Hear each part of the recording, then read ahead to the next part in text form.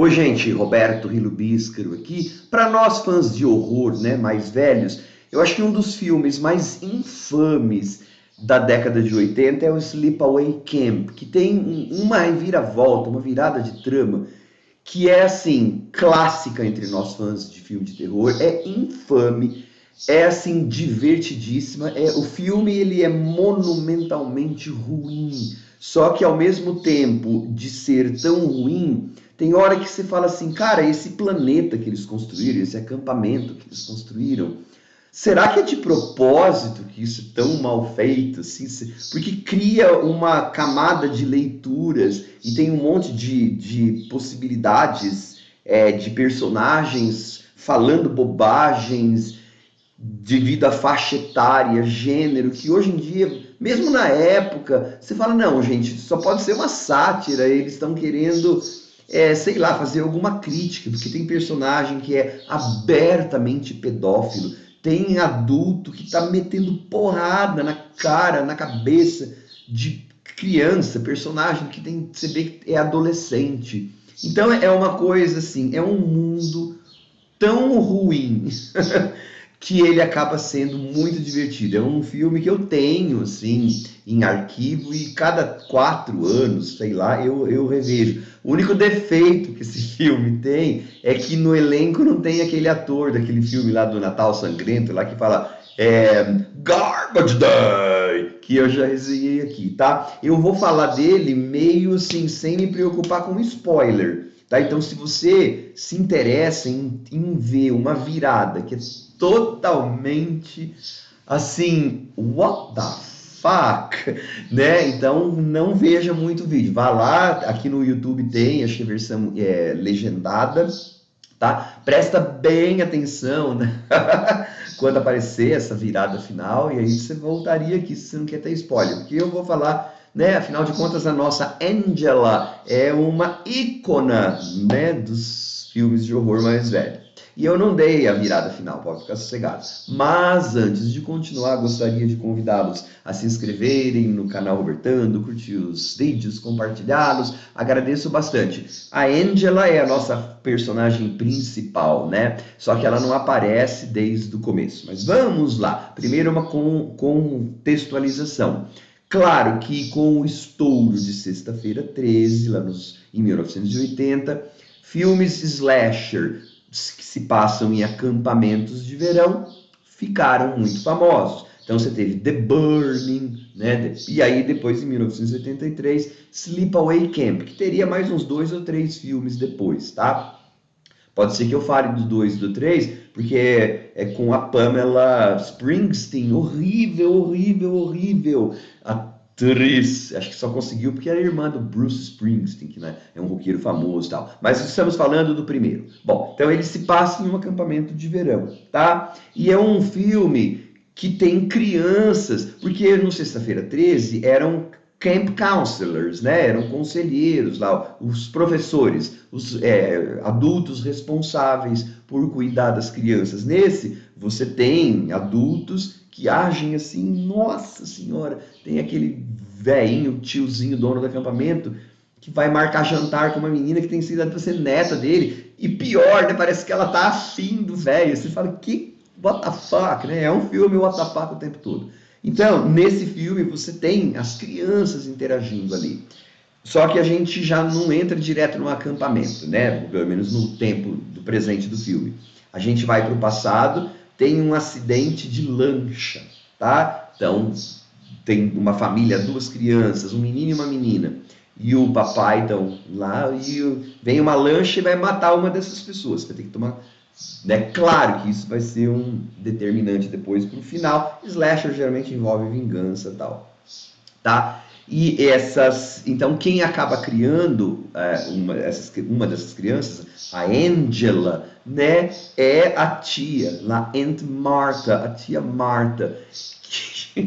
Bom, uma das coisas desse filme é assim, as interpretações são não interpretações, né? Não tem ninguém bom, não tem nada bom. As pessoas falam declamando e ou gritando. Os atores não sabem colocar os braços, né? Você vê que as pessoas estão desconfortáveis perante a câmera, é um horror, assim, né? Só que isso é muito divertido, porque daí cada vez, esse filme tem que ser visto em inglês, eu não acredito, eu nunca vi dublado, né? Porque os dubladores teriam que fazer um trabalho dobrado, né? Eles teriam que fazer uma dublagem horrível, má interpretação. Porque o charme desse filme é que nesse acampamento de verão eles criam um universo paralelo, horrivelmente mal feito, né? Só que é tão horrivelmente mal feito que acho que atrai a gente que é fã de terror. A gente que é fã muito de terror tem uns jogadores a menos no time, né? Só pode ser.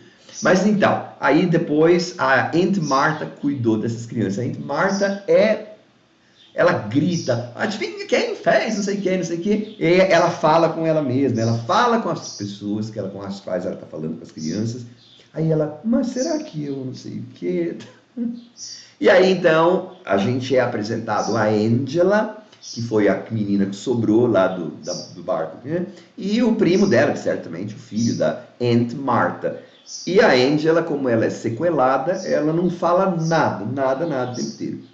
E o primo dela, a única função lá no filme, parece que é proteger essa prima, vai para o tal do acampamento. E aí no acampamento, mortes vão começar a acontecer. São poucas mortes que acontecem nesse filme, não tem gente mascarada, mas tem umas coisas assim, muito, muito estranhas. Logo que eles chegam no acampamento, o cozinheiro, que tem bigode, ele fica assim, ele fica vendo aquelas crianças. Não, olha que delícia. Você fala, como que isso passou naquela época? Acho que até hoje eu não me imagino um filme de terror tendo. O cara é pedófilo, assim, e fica falando, e ele vai assediar a Angela, tá? E aí as pessoas começam a morrer e você percebe que elas estão fazendo isso sempre que acontece alguma coisa com a Angela, que é muda, né, sequelada e tal. Só que você fala assim, não pode ser a Angela, acho que talvez quando a gente assiste da primeira vez, né? Porque é muito óbvio, né? Mas vamos chegar nisso depois. E aí, então, você vai tendo cenas que não tem nada a ver, sequências que você percebe que é só para encher o tempo do filme, pedaço do jogo de a caça à bandeira. E o outro pedaço é um jogo de beisebol. E todo mundo sempre muito mal, né, no filme. E a Angela vai arranjar um interesse romântico, um garoto lá, mas tem a menininha malvada que tem o cabelo até aqui, e ela dá uns olhares assim e fala, Angela, né? Porque uma das coisas legais desse filme é que todo mundo trabalha mal. E tem adulto que está batendo nessas crianças, e tem umas mortes. Então, por exemplo, tem o cozinheiro. O cozinheiro tem um caldeirão que tem 2 metros. É vendo para crer, gente. É vendo para crer.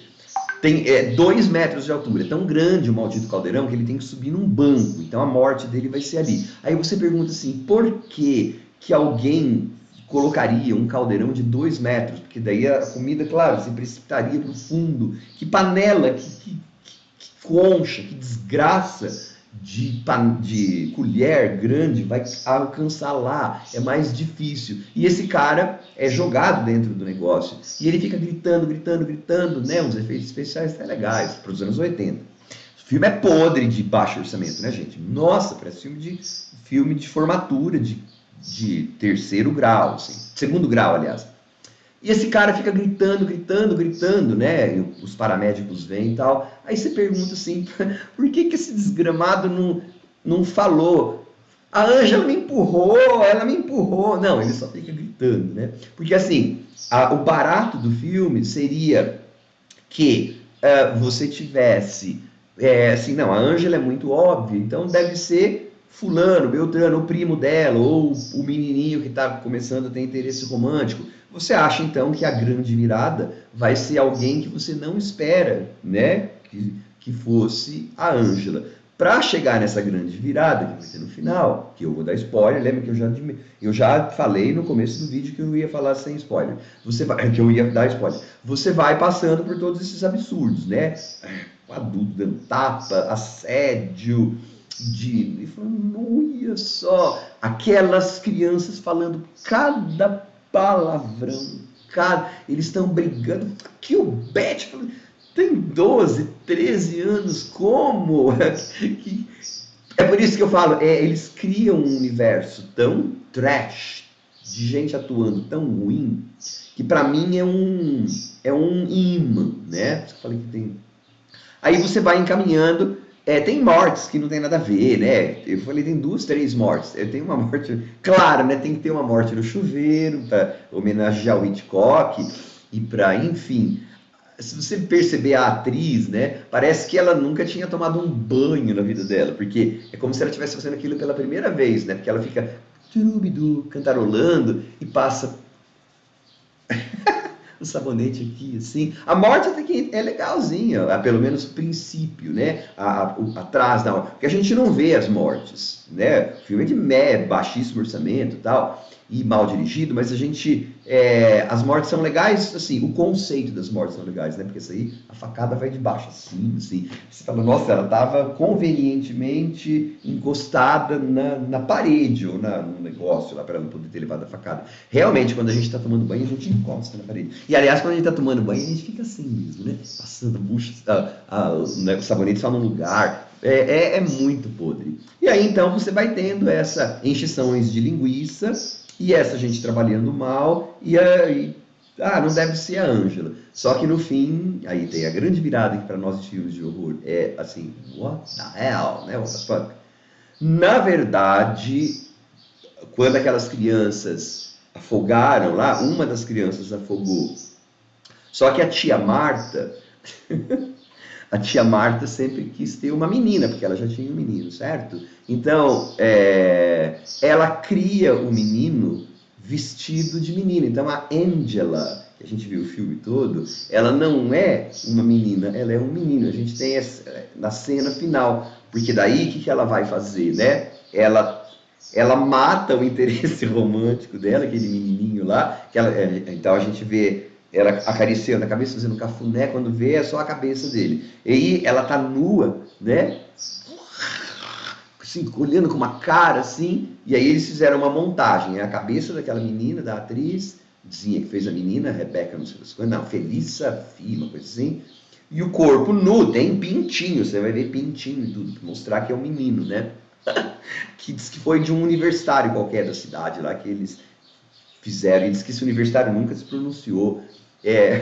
Que nunca quis pagar esse mico, né? Que filme podre que eu tô. Só que esse filme virou cult. Então, assim, no final você vai ver. Ela literalmente tá assim, nua. Então, é a cabeça de uma menina com um pinto. Então, sei lá, uma transexual, sei lá que é. Claro que ao longo das décadas isso virou. Tem gente que critica, só que a gente que é fã de horror, isso foi feito em 1973, trecheira demais, era só diversão, gente, calma, né? Só que é um final que, assim, você pode esperar que seja a Ângela, só que eu não sei se alguém consegue adivinhar que, na verdade, a Ângela era um menino e que ela teria, inclusive, um pipi, né? E que isso fosse ser mostrado em 1973. Eu acho que a primeira vez que eu vi isso, eu fiquei... Caraca!